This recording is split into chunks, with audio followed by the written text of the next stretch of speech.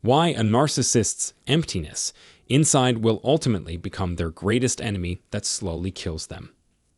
Everyone, let's delve into narcissism and untangle the concept of self as object. An uncomfortable fact lurks within the complex minds of persons with pathological narcissism. They view themselves as something other than a subject. Narcissists see themselves only through the lens of external validation, as opposed to the ordinary person who sees their worth as a multifaceted creature with thoughts and emotions of significance. The degree to which they succeed or fail in the estimation of other people is directly proportional to their sense of self-worth. Their overblown sense of grandiosity, which projects an image of invincibility and self-assurance, frequently conceals a hollow interior. However, underneath this outward appearance is a gaping void that slowly consumes their very existence. What first appears to be confidence soon reveals itself to be a desperate attempt to keep things the same, even if that fails. Narcissists are terrified of facing their own emptiness, which is why they are always looking for approval and praise from others. Because of this anxiety, they give up on making meaningful discoveries about themselves and pursue outward praise with fervor instead. They lose touch with their authentic selves and instead become enmeshed in an endless cycle of performance, in which they sacrifice their individuality to please others. The price they pay for becoming more objective about themselves is the loss of their unique character.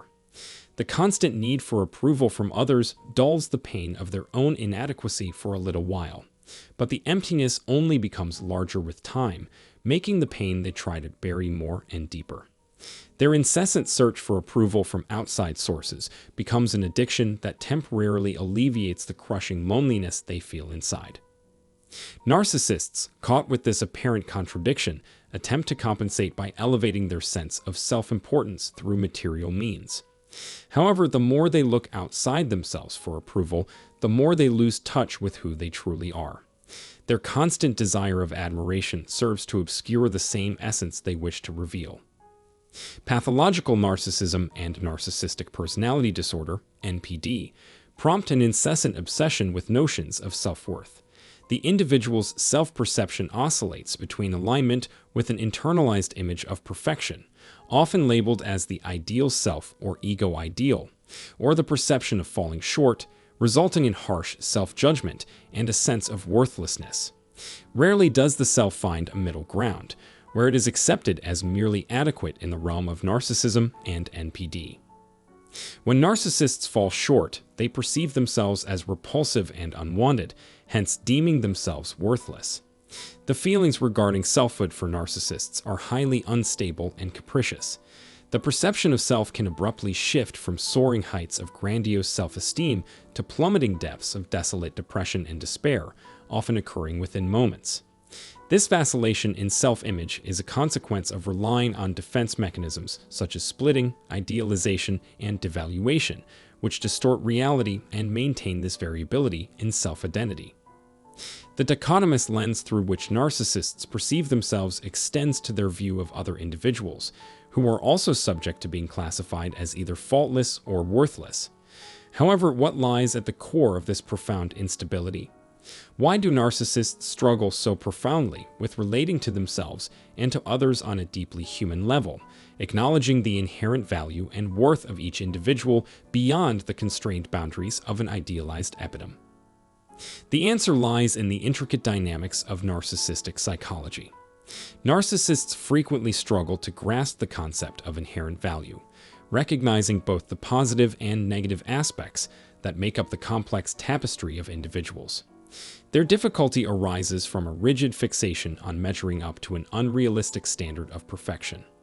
This relentless pursuit of an unattainable ideal renders it arduous for narcissists to see themselves and others as multifaceted beings with genuine qualities and worth, separate from the relentless pursuit of flawlessness. The key lies in understanding how relational trauma disrupts the development of the self. During infancy, our sense of self is non-existent, as we exist in a whirlwind of undifferentiated emotional states. Overwhelmed by an assortment of intense feelings, ranging from pleasure to pain and from joy to separation anxiety, we gradually learn to make sense of these experiences. Initially, our psychological adaptation involves distinguishing between pleasure and pain in a meaningful manner. This process unfolds as we progress from infancy through early childhood, gradually emerging from the chaotic abyss of undifferentiated internal experiences by around age 4. A significant portion of this self-building journey transpires through ongoing interactions with others, primarily our caregivers. An infant's screams and distress in an empty room yield no meaningful understanding. The mind remains in a state of disarray. However, when an empathetic caregiver enters the picture, gently lifting the infant, cradling it in their arms, offering soothing sounds, and establishing eye contact, the infant is lifted out of its internal chaos. The caregiver's organized internal world becomes a reference point that allows the infant to connect, as their subjectivity is acknowledged. Indeed, the discovery of self-object experiences is facilitated by the involvement of other individuals. To put it simply, we need to be found. The formative experiences that aid in the construction of self continue into early childhood and extend beyond. Cohen referred to these experiences as self-object experiences, initially emphasizing tactile interactions, such as breastfeeding, being nurtured, and prolonged eye contact between caregiver and infant. With growth, these self-object experiences become more abstract, but during early childhood, when the primary work of self-building occurs, they remain relatively concrete. Toddlers and young children thrive on physical affection, embraces, and genuine feedback regarding their thoughts and emotions. Adult caregivers must ensure they meet children at their level, conveying that their experiences in the world hold significance, are valued, and are perceptible to others. The crucial aim is to facilitate the child's journey towards building a robust sense of self that roots itself in personal subjectivity. They learn to acknowledge and embrace their emotions, fostering a genuine connection with their innermost being. This intrinsic bond with their authentic self imparts meaning and significance to life and relationships. Fluency in emotions develops, allowing for their integration into all aspects of their interactions and connections. The child gains the freedom to have preferences, tastes, desires, and spontaneous feelings that naturally arise within the context of their relationships with caregivers and those around them. Their sense of selfhood thrives on subjectivity, untethered from the burdensome weight of shame, humiliation, envy, or rage that necessitate defensive maneuvers involving the suppression or fragmentation of their developing self. Now, let us juxtapose these experiences with the self-object dynamics implicated in the development of pathological narcissism. It has long been observed that narcissists often experience an inflated sense of value during childhood, often attributed to some exceptional talent, skill, or attribute. A classic example would involve a child being pushed by a parent, who projects their unfulfilled aspirations onto their progeny, effectively living vicariously through them in an attempt to make them a star. In such instances, the parent is typically oblivious to their child's experiences. The child's desires or reluctance to be in the spotlight or perform are inconsequential to the parent, who is consumed by their own concerns and fails to truly see or understand their child. In this dynamic, the child becomes an object to the parent rather than a unique individual with their own selfhood. If the parent could view and relate to the child as a subject, as a separate self, they would likely be appalled at the distress they inflict upon the child in pursuit of their personal aspirations. Unfortunately, this pattern is not limited to a single aspect or domain of life, such as performance on stage. Such parents tend to treat their child as an object across multiple areas of life, constantly pushing, devoid of genuine listening or perception. Their focus remains fixated on molding the child into something that pleases them, never making the effort to discover or truly understand the child's authentic identity and emotions. This failure to empathically connect with the child manifests as neglect, impairing the child's ability to form a strong and meaningful connection with their own subjectivity. It becomes difficult for them to develop a solid sense of self as an individual beyond being an object that either pleases or displeases those upon whom they depend. When working with narcissistic individuals in psychotherapy, a striking lack of self-awareness is often observed.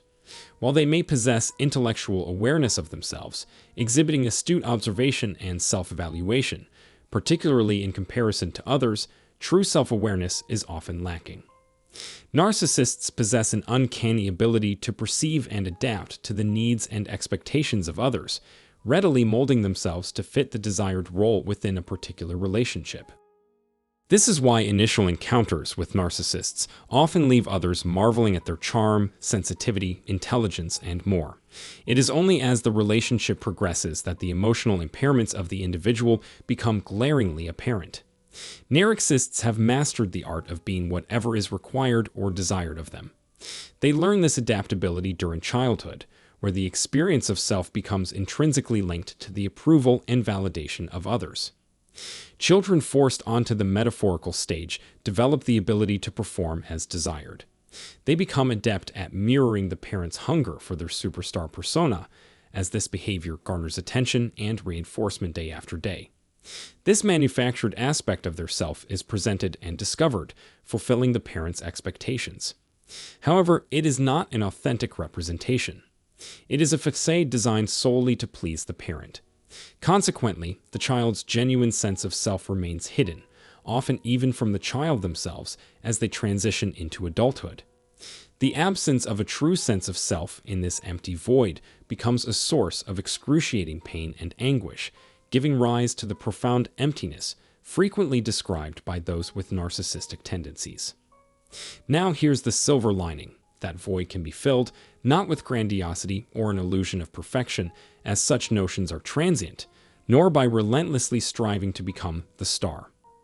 The hollow emptiness that was expected to be filled by a parent or caregiver can only be truly satisfied by a genuine experience of self.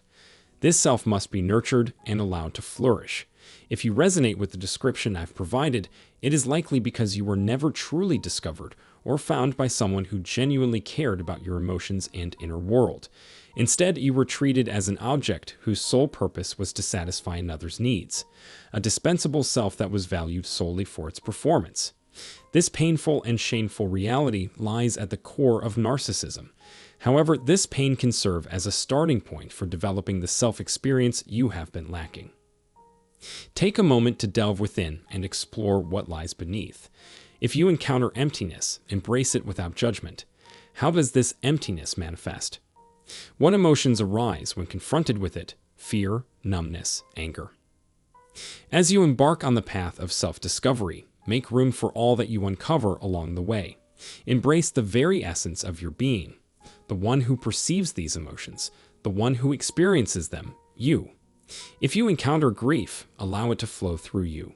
Often, feelings of sorrow, disappointment, longing, or grief are the initial strands of genuine self-experience that can guide you towards your authentic self.